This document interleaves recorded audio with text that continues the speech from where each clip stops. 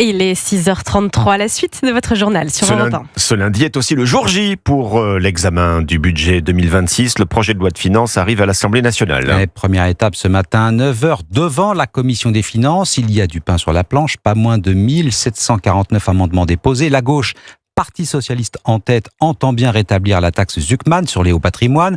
Pas de 49.3 au programme, ça c'est une promesse du Premier ministre. Ça va partir dans tous les sens, confie un parlementaire, Alexis de la Fontaine. Les débats s'annoncent en effet très enflammés. Oui, les sujets de division sont nombreux. En premier, évidemment, la question de la suspension de la réforme des retraites. Sébastien Lecornu est obligé de faire cette concession pour éviter la censure des socialistes. Mais de nombreux députés macronistes et de droite refusent de voter cet amendement. Le vote s'annonce donc très serré et les débats houleux. L'autre point de blocage reste les 14 milliards d'euros d'économies à trouver.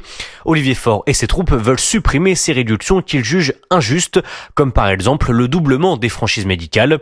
Enfin, la création de la taxe Zuckman et l'augmentation de l'impôt sur les héritages font également couler beaucoup d'encre. En revanche, ces deux revendications issues de la gauche devraient être écartées. Mais attention, si le compte n'y est pas, la censure reste sur la table, confie un député socialiste qui agite cette menace pour obtenir de nouvelles concessions.